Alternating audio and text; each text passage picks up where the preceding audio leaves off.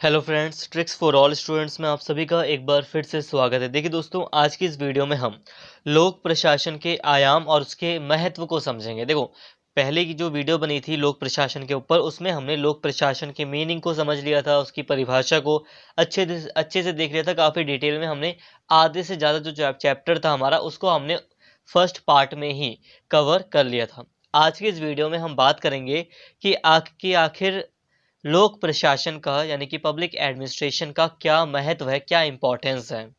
तो फ्रेंड्स, जैसे कि मैंने पिछली वीडियोस में आपको कहा था कि इस टॉपिक को समझना इतना आसान नहीं होता, तो प्लीज़ आप वीडियो को ध्यान से सुनना और जितनी भी ज़्यादा चीज़ें मैं समझाता हूँ आप मेनली समझने पर फोकस करना।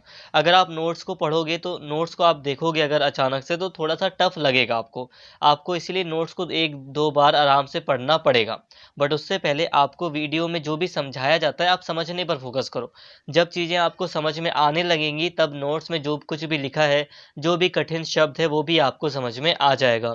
तो प्लीज़ दोस्तों, बस यही रिक्वेस्ट है कि आप इसके फर्स्ट पार्ट को ऑलरेडी देख लेना। अगर आपने उस वीडियो को नहीं देखा तो प्लीज़ उस वीडियो को आप देख लें।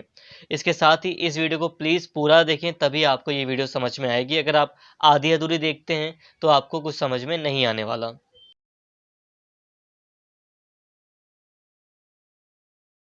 तो चलिए दोस्तों, टॉपिक पर आते हैं कि लोक प्रशासन का क्या महत्व है, क्या इम्पोर्टेंस है पब्लिक एडमिनिस्ट्रेशन की। आधुनिक राज्य को प्रशासकीय राज्य एडमिनिस्ट्रेटिव स्टेट कहा गया है, जहां झूले से लेकर कब्र तक व्यष्टि जीवन के प्रत्येक मोड़ पर व्यक्ति लोक प्रशासन से संबंधित रहता है। लोक प्रशासन व्यक्ति के जन्म से पूर्व ही उसमें रुचि लेने लगता है तथा उसकी मृत्यु के उपरांत भी अपनी अभिरुचि बनाए रखता है। गर्भवती माता के समुचित आहार एवं दवाइयों की व्यवस्था करना, व्यक्ति की मृत्यु का सरकारी अभिलेख में उल्लेख करना, बेरोजगारी, अभाव, प्राकृतिक संकट, महामारी इत्यादि के प्रकोप के समय नागरिकों की सहायता करना लोक प्रशासन के महत्व को दर्शाता है। तो देखिए दोस्तों, आज का जो टाइम पीरियड चल रहा है, आज के टाइम पीरियड में हम राज्य को एक प्रशासकीय राज्य, एडमिनिस्ट्रेटिव राज्य कहते हैं। पहले ऐसा नहीं था। अगर आप बहुत पुराने टाइम पर जाते हो, तो पहले स्टेट ऐसा नहीं था जितना आज के टाइम पर बदल गया है। आज के टाइम पर हम एडमिनिस्ट्रेटिव स्टेट कहते हैं, मतलब कि जो स्टेट है वो हमारी हर ज़रूरतों पर नज़र बनाए रखता है। बहुत सारे क्षेत्र हैं जिसमें लोक प्रशासन शामिल है या सरकार के द्वारा प्रशासन किया जाता है। जैसे कि हम जान सकते हैं, प्राकृतिक संकट आता है तब लोक प्रशासन के माध्यम से सरकार प्रशासकीय कार्यवाही करती है, संकट से निपटने की कोशिश करती है। महामारी आती है तो हमने देखा कोरोना काल में किस तरह से उससे निपटने के लिए पूरे प्रशासन तंत्र का प्रयोग किया गया। फ्री में वैक्सीन लगाई गई, कई सारी चीज़ें हैं, ठीक है। तो आज के टाइम पर प्रशासन का महत्व बहुत ज़्यादा है। जीवन के हर एक पहलू में आप अपने जीवन में देखोगे लोक प्रशासन आपको मिल जाएगा। देखिए दोस्तों, यहाँ पर ना अगर हम बहुत ज़्यादा शॉर्ट पॉइंट में बात करें तो वो सही नहीं होगा। मैंने भी देखा कि आपको शॉर्ट पॉइंट में हम प्रोवाइड करा सकते हैं कुछ इम्पोर्टेंस लोक प्रशासन की, बट वो पूरी तरह एक्यूरेट नहीं थी। इसलिए मैंने यहाँ पर आपके लिए अलग से पॉइंट वाइज इस चीज़ को कन्वर्ट किया है। आप जो भी महत्व है लोक प्रशासन का, उसको मैंने अलग से आपके लिए पॉइंट वाइज कन्वर्ट कर दिया है। वैसे तो ये पॉइंट वाइज नहीं था, बट फिर भी मैंने आपको यहाँ पर थोड़ा बड़ा पॉइंट है, उसमें मैंने आपको बताने की कोशिश की है, समझाने की कोशिश की है। देखिए दोस्तों, यकीन मानो, लोक प्रशासन अगर आप कहीं पर भी सर्च करोगे कि लोक प्रशासन का महत्व, तो पॉइंट में आपको मिल जाएगी, बट वो चीज़ें एक्यूरेट या पूरी तरह सही नहीं होती। इसीलिए लोक प्रशासन के महत्व को आपको समझना पड़ेगा। वहाँ पर कहीं भी आप अगर सर्च करोगे तो वो रट्टा मारने वाली चीज़ मिलेगी और वो आप भूल भी जाओगे और वो सही भी एक्यूरेट भी नहीं होगी। इसलिए यहाँ पर आपको लोक प्रशासन को समझकर, उसके महत्व को समझकर आपको यहाँ पे पॉइंट्स बनाने पड़ेंगे। तो यहाँ पे मैंने कुछ पॉइंट्स में यहाँ पर आपको दिया है, महत्व को समझाया है। जैसे कि पहला पॉइंट है, जो कि काफ़ी बड़ा भी है। लोक प्रशासन का महत्व हमारे दैनिक जीवन में निरंतर बढ़ता जा रहा है। पिछली शताब्दी में राज्य पुलिस राज्य माना जाता था और उसका कार्य क्षेत्र सीमित था। वह केवल निषेधात्मक कार्य यानी कि नेगेटिव फंक्शन किया करता था। राज्य के निषेधात्मक कार्य थे न्याय प्रदान करना, शांति बनाए रखना, संपत्ति की रक्षा करना, वैध यानी कि लीगल समझौतों को लागू करना आदि। किंतु 20वीं एवं 21वीं शताब्दी को की बदली हुई परिस्थितियों के साथ साथ राज्य की प्रकृति में आमूल यानी कि बहुत बड़े परिवर्तन हुआ है।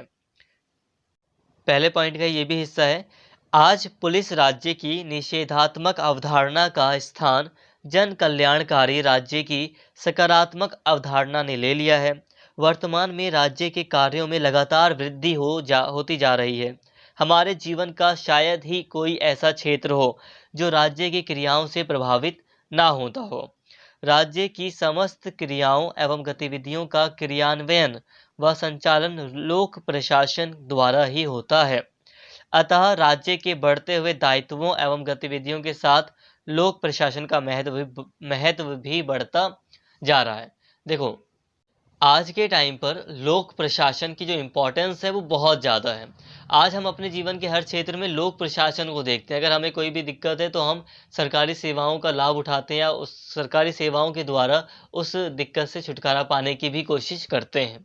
देखो, पहले क्या था, अगर हम बहुत समय पहले की बात करें तो जो उस समय जो प्रशासन था, उस समय जो राज्य की जो भूमिका थी वो निषेधात्मक कार्यों तक सीमित थी। निषेधात्मक यानी कि नेगेटिव फंक्शंस का मतलब होता है जो स्टेट हुआ करता था, जो सरकार होती थी वो बस न्याय प्रदान करती थी, किसी के साथ धोखाधड़ी ना हो ये देखती थी, शांति बनाए रखती थी, ठीक है, मतलब दंगे वगैरह ना हो, लड़ाई झगड़ा ना हो, युद्ध वगैरह आपस में ना करें लोग, गृह युद्ध वगैरह ना हो ये देखती थी, और संपत्ति की सुरक्षा करती थी।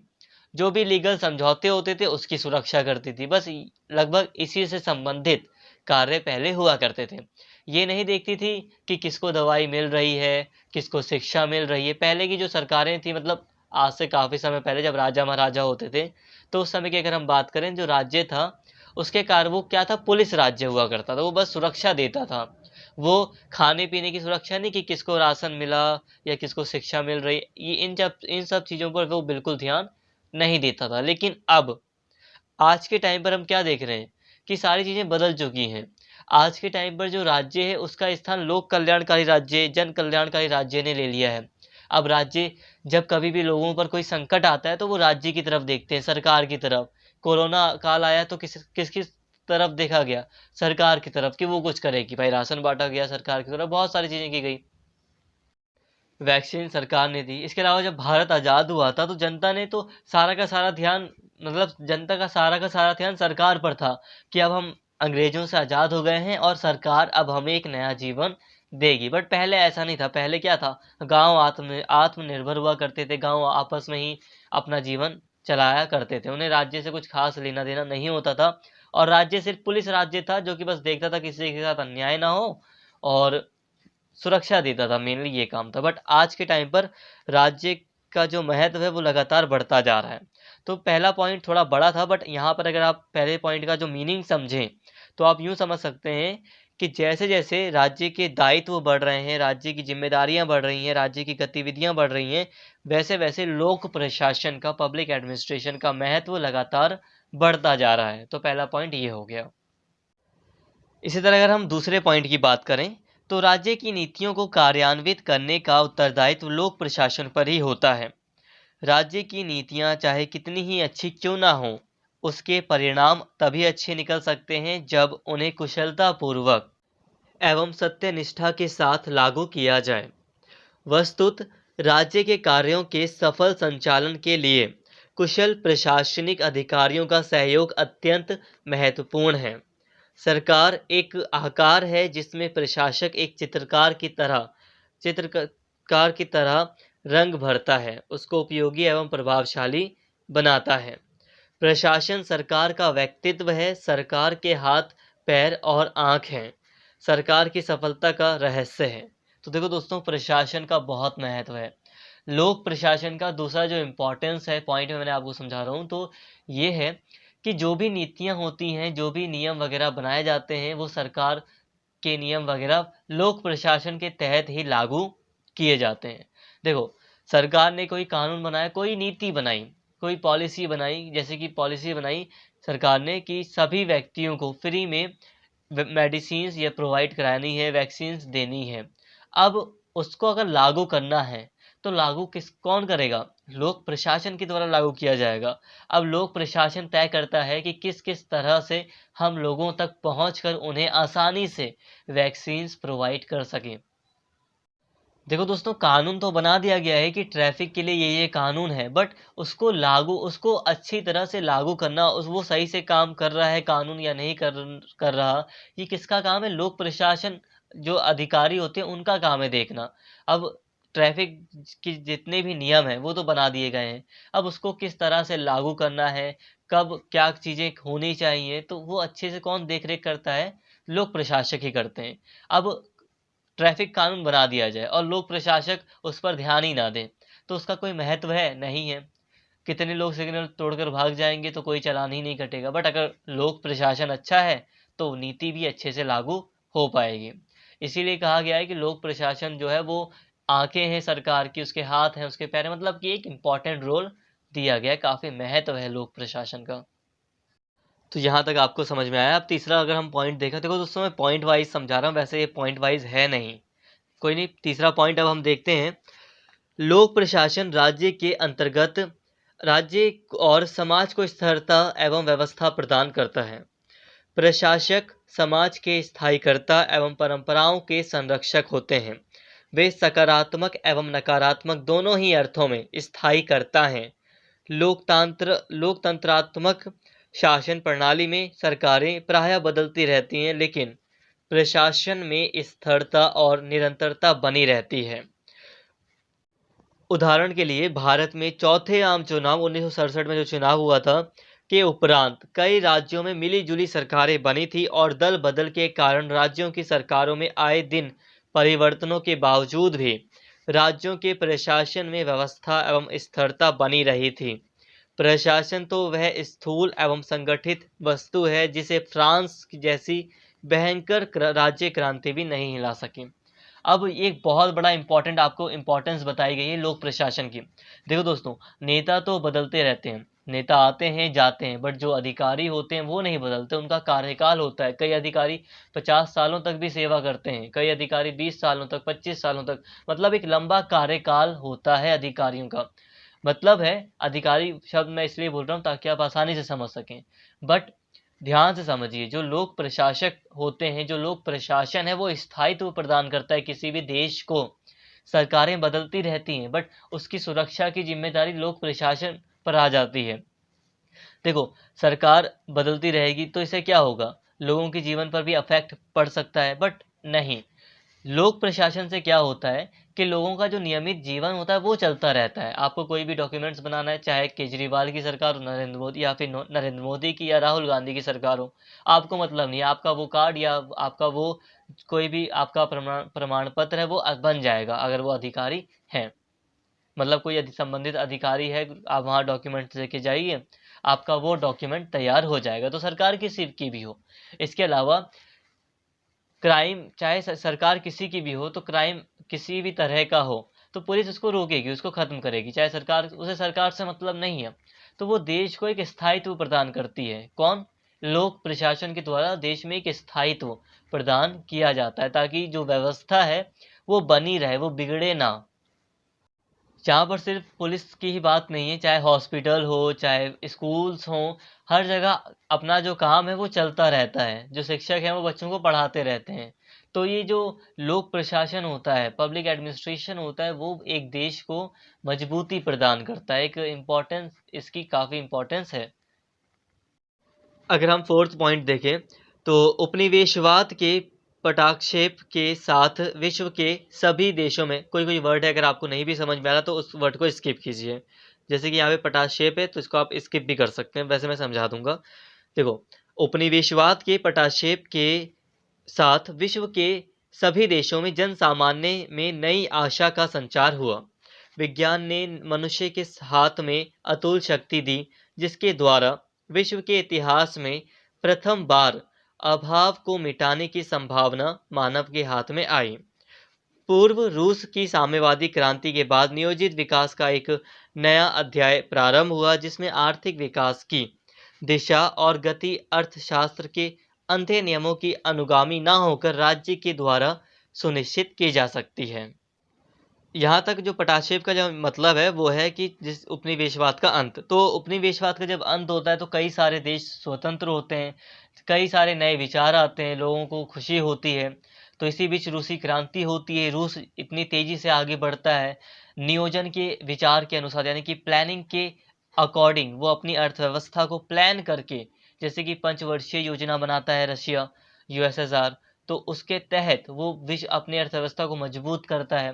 तो विश्व में इस बात का प्रसार होता है कि चलो क्यों ना हम सभी देश भी नियोजन के आधार पर यानी कि प्लानिंग करके योजना बनाकर अपनी अर्थव्यवस्था को आगे बढ़ाएं।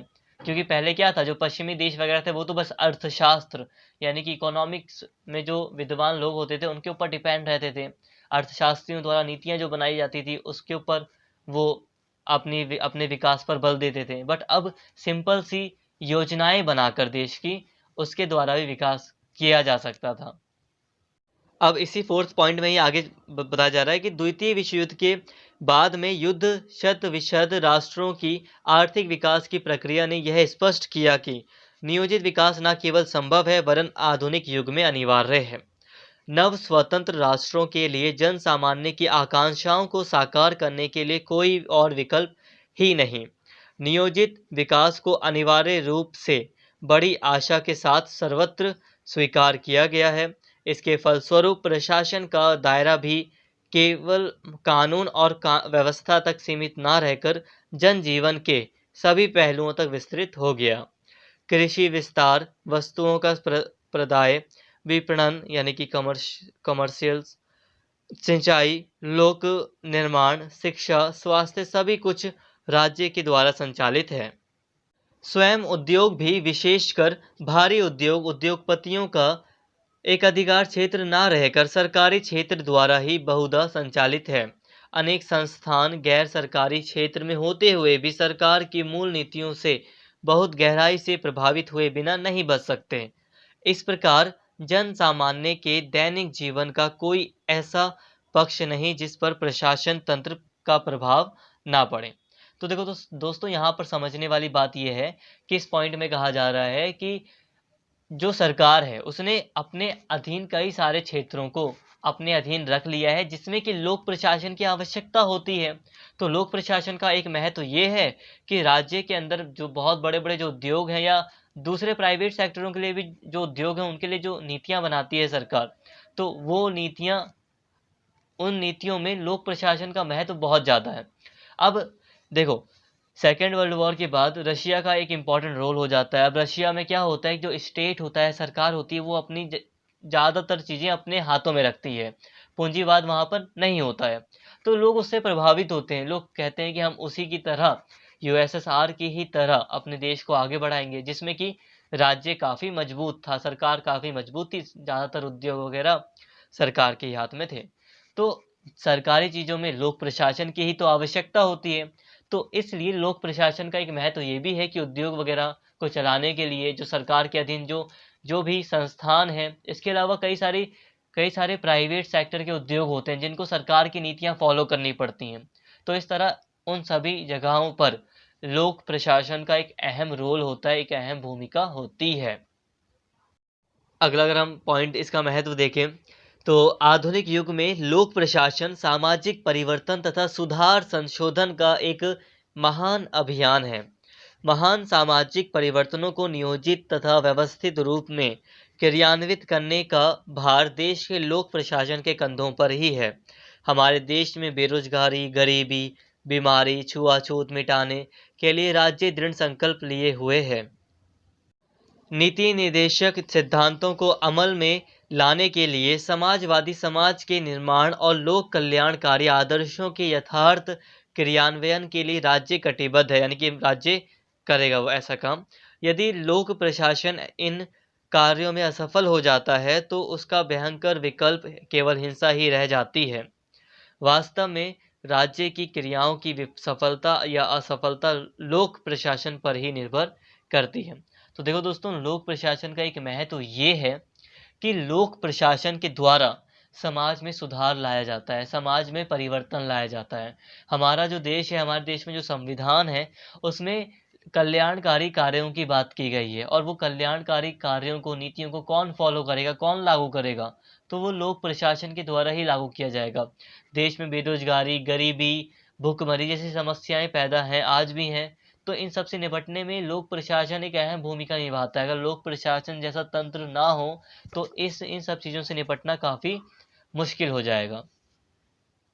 इसके अलावा अगला पॉइंट देखते हैं कि क्या है लोक प्रशासन का महत्व। लोक प्रशासन यानी कि पब्लिक एडमिनिस्ट्रेशन का संबंध शासन के विधान अंग द्वारा बनाई जाने वाली नीतियों के क्रियान्वयन से ही नहीं है, वह अनुभव, दक्षता तथा योग्यता द्वारा नीति निर्माण में विधायिका और कार्यपालिका की सहायता भी करता है। कार्यपालिका और विधायिका के सदस्य अदक्ष और साधारण ज्ञान रखने वाले होते हैं। फलतः विशेषज्ञ यानी कि परिणाम स्वरूप विशेषज्ञ और अनुभवी प्रशासकों के परामर्श एवं कार्यकुशलता पर ही निर्भर रहते हैं। शासन के तीनों अंगों कार्यपालिका, विधायिका और न्यायपालिका में से किसी एक के अभाव में कुछ समय तक किसी भी राज्य का कार्य चल सकता है, किंतु शासन प्रबंध यानी कि लोक प्रशासन के बिना आधुनिक समाज और सभ्यता का समूचा पहल बालू की भांति ढह जाएगा। अब देखो दोस्तों, हम नेताओं को चूज करते हैं, हम चुनते हैं, वोट देते हैं, और नेताओं को चुनकर हम विधानसभा में भेज देते हैं। अब हमारे कॉन्स्टिट्यूशन में ना केवल हमारे में बल्कि बहुत जगहों पर आप देखोगे, चाहे बहुत सारी अलग अलग सरकारें हों, चाहे लोकतंत्र हो या ना हो, बट जो प्रशासक होता है वो इतना ज़्यादा पढ़ा लिखा नहीं होता, वो हर काम में नंबर 1 नहीं होता। अगर कोई व्यक्ति है तो मान लो कि वो पॉलिटिशियन बहुत अच्छा है, वो पॉलिटिक्स बहुत अच्छी जानता है, बट हो सकता है कि दूसरे सब्जेक्ट में, ज्योग्राफी में वो वीक हो, हिस्ट्री में वो वीक हो, तो ऐसा भी हो सकता है। तो इन्हीं सब कारणों के कारण, और वैसे भी कई सारे लोग तो पढ़े लिखे भी नहीं होते बट पहुंच जाते हैं विधानसभा में, भाई उनके पास जन समर्थन होता है, वो भाषण अच्छा देते हैं, तो काफ़ी अच्छे से भाई वो जन समर्थन हासिल करके वो सांसद बन जाते हैं, विधायक बन जाते हैं। तो ऐसे में जो लोक प्रशासन होता है उसकी भूमिका बढ़ जाती है। अब मान लीजिए कि सांसद वगैरह हैं, तो सांसद वगैरह को कई सारी चीज़ों के, कई सारे डेटा की ज़रूरत पड़ती है, जो कि लोक प्रशासन के द्वारा यानी कि लोक अधिकारी जो होते हैं, जैसे कि आईएएस लेवल के अधिकारी हो गए, पीसीएस लेवल के अधिकारी हो गए, वो उनको प्रोवाइड करते हैं, क्योंकि वो अपने काम में विशेषज्ञ होते हैं।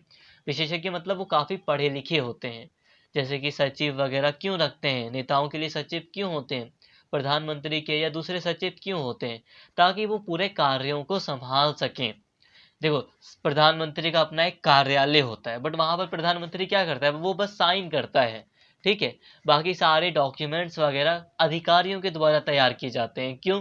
क्योंकि हो सकता है कि डॉक्यूमेंट्स में कई सारी ऐसी बातें लिखी हों जो कि प्रधानमंत्री के समझ से परे हों। लोक अधिकारी क्या करेगा, उन चीज़ों को प्रधानमंत्री को काफ़ी डिटेल में, आसान भाषा में, या जो भी मंत्री है उसको समझाएगा, तब जाके वो जो मंत्री हैं, जो नेता हैं, जो विधायक या सांसद है, वो निर्णय लेंगे। तो ऐसे में एक सहायता मिल जाती है उनको, ताकि वो अपना एक काम अच्छे से कर सके। तो इस तरह से जो लोक प्रशासन होता है वो, ये जो विधायिका हो गई, इन लोगों को काफ़ी, या जो कार्यपालिका हो गई, इनको क्या करता है, एक सहारा देता है। ठीक है, यहाँ तक आपको समझ में आया होगा। इसके साथ ही जो लोक प्रशासन है उसका महत्व इस बात से आप लगा सकते हो कि यहाँ पर मैंने नोट्स में कहा आपको कि कोई भी देश है, अगर वहाँ पर मान लो 3 अंग होते हैं सरकार के, मेनली विधायिका, कार्यपालिका और न्यायपालिका। अगर मान लो न्यायपालिका नहीं है तब भी वो देश चल सकता है, मान लो विधायिका नहीं है तब भी वो देश चल सकता है, कोई एक अगर अंग नहीं है सरकार का तब भी वो देश चल सकता है। बट अगर वहाँ पर लोक प्रशासन नहीं है तो वो देश ढह जाएगा। मतलब समझ रहे हैं, जहाँ पर लोक प्रशासन कमज़ोर होता है वहाँ पर क्या होता है, गृह युद्ध होता है, लड़ाई झगड़े होते हैं, और कुछ नहीं। भारत का जो 1947 में विभाजन हुआ, इतनी बड़ी जो हिंसा हुई, वो क्यों हुई? क्योंकि उस समय भारत का जो प्रशासन था, लोक प्रशासन, वो खत्म हो गया। क्यों? क्योंकि अधिकारी धर्म के नाम पर बट गए। अधिकार, जो सरकार थी वो अंग्रेजों की थी, अंग्रेजों का जो ध्यान था वो लोक प्रशासन की तरफ नहीं गया सही से। उन्होंने लोक प्रशासन के तहत पूरे देश को कंट्रोल नहीं कर पाए, जिस कारण से विभाजन के टाइम पर कितने बड़े बड़े दंगे देखे गए। तो उस समय कमजोरी एक किसकी थी, लोक प्रशासन की कमजोरी थी। बट जहाँ पर लोक प्रशासन मजबूत होता है वहाँ पर काफ़ी, मतलब उस देश का कुछ बिगड़ नहीं सकता। कहा गया ना, एक नोट्स में मैंने अभी ये भी बताया कि फ्रांस जैसी भयंकर क्रांति भी अगर लोक प्रशासन उस किसी भी देश में मजबूत है तो उस देश को हिला नहीं सकती। क्रांति हुई बट जो प्रशासन था वो बना रहा। इसके अलावा अगला एक पॉइंट देखिए इम्पोर्टेंट कि लोक कल्याणकारी राज्य के आदर्श एवं महत्वाकांक्षाएं प्रशासन द्वारा ही परिपूर्ण हो पाती हैं। राज्य द्वारा सामाजिक आर्थिक न्याय सोशियो इकोनॉमिक जस्टिस की स्थापना का जो उद्देश्य अपनाया गया है उसे वह प्रशासन के द्वारा ही साकार करता है। देखो दोस्तों, जो लोक कल्याणकारी राज्य है इसे मैंने लगभग पहले थोड़ा बहुत समझा भी दिया है। अब जो लोक जनता की भलाई के लिए जो भी कार्य, जो भी नीतियां सरकार बनाती है उसको अच्छे से लागू कर पाना या लोगों को सामाजिक आर्थिक सुरक्षा दे पाना, न्याय दे पाना, लोगों को खाना देना, लोगों की देखभाल करना, उन्हें हॉस्पिटल की सुविधा देना, शिक्षा देना, ये सारी चीज़ें अगर लोगों को प्रोवाइड करनी है तो उसके लिए प्रशासन की, लोक प्रशासन की आवश्यकता होती है। तो ये भी इसका एक महत्व दर्शाता है। इसके अलावा एक इम्पॉर्टेंट पॉइंट है कि सरकार का चाहे कोई भी स्वरूप क्यों ना हो, परंतु प्रशासन का महत्व कम नहीं हो सकता। लोकतंत्र में तो इसका महत्व और भी अधिक है क्योंकि राज्य लोक कर्मचारियों, सिविल सर्वेंट के माध्यम से ही अपने बड़े हुए उत्तरदायित्वों का निर्वाह करता है। मतलब राज्य की, सरकार की जो भी उत्तरदायित्व होते हैं, जिम्मेदारियां होती है, वो लोक प्रशासक अधिकारियों के द्वारा ही वो निभाती है। और सरकार चाहे कोई सी भी हो, चाहे वहाँ पर एक तानाशाही सरकार हो, हिटलर जैसी सरकार हो, फ्रांस में जैसे नेपोलियन था उसकी सरकार हो, या भारत या अमेरिका जैसे लोकतांत्रिक सरकार हो, चाइना जैसी कम्युनिस्ट सरकार हो, तो सरकारें कैसी भी हो, लोक प्रशासन का महत्व कम नहीं होता, बल्कि अगर लोकतांत्रिक सरकार है तो इसका महत्व और भी ज़्यादा बढ़ जाता है। तो देखो दोस्तों, यहाँ पर हमने काफ़ी डिटेल में लोक प्रशासन के, पब्लिक एडमिनिस्ट्रेशन की इम्पोर्टेंस को, महत्व को देख लिया है। ठीक है, काफ़ी डिटेल में इसलिए पढ़ाया गया ताकि आप सारी चीज़ें पढ़ते पढ़ते ही याद कर सकें। आई होप, उम्मीद करता हूँ काफ़ी अच्छे से आपको समझ में आ गया होगा। नहीं भी आया तो आप एक बार वीडियो को और एक बार देखना। अब हम बात करते हैं कि आयाम क्या है, लोक प्रशासन के क्या आयाम है। देखो, अब आयाम को लेकर कंफ्यूज मत हो। आयाम कोई अलग से कोई ऐसा टॉपिक नहीं है जो आपको पढ़ाया जाए। जो इसका फर्स्ट पार्ट था जिसमें मैंने आपको लोक प्रशासन की मीनिंग बताई, डेफिनेशंस बताई, काफ़ी डिटेल में उस वीडियो मैंने आपको ये कवर किया था आपके लिए, और इस वीडियो में मैंने इसके महत्व को कवर कर लिया। अब ये दोनों जो फर्स्ट पार्ट था और ये जो सेकंड पार्ट है, इन दोनों ही पार्ट को जब अगर आप पढ़ लेते हैं तो आयाम आपका अपने आप ही कवर हो जाता है। हमने जितनी भी बातें करी ना उसमें आयाम ऑलरेडी आ गया। आयाम कोई अलग से ऐसा कोई टॉपिक नहीं जो आपको पढ़ाया जाए। बस यही होता है आयाम में कि लोक प्रशासन में क्या क्या चीज़ें शामिल हैं, क्या नहीं शामिल हैं, और इतनी डिटेल में हमने लोक प्रशासन को, उसकी मीनिंग को, उसके मतलब महत्व को समझ लिया कि महत्व अपने आप ही आ गया। उसके लिए अलग से आप मतलब उसकी तैयारी मत करो। तो दोस्तों, यहाँ तक उम्मीद करता हूँ कि आपको सारी बातें समझ में आ गई होंगी। और अगर मैं आयाम से रिलेटेड कोई क्वेश्चन आता भी है तब भी आप लोक प्रशासन से संबंधित जितनी बातें मैंने आपको पढ़ाई हैं वही सब लिखेंगे आप। ठीक है, और अगर आपको कोई चीज़ नहीं समझ में आ रही तो यही रिक्वेस्ट करूँगा कि वीडियो को एक की बजाय 2-3 बार देखिए। आपका जिस दिन एग्ज़ाम है उस दिन भी देखिए, क्योंकि बार बार देखने से आपको वो चीज़ें याद हो जाती हैं। थोड़ा थोड़ा करके देखिए, डेफिनेटली वो चीज़ें आपको समझ में आ जाएंगी। तो फ्रेंड्स, मिलते हैं नेक्स्ट वीडियो में। फिलहाल आज की इस वीडियो में इतना ही, और अगर आपको वीडियो अच्छी लगी हो तो प्लीज़ चैनल को सब्सक्राइब कर लेना और इस वीडियो को ज़्यादा से ज़्यादा शेयर करना और लाइक करना। Thank you.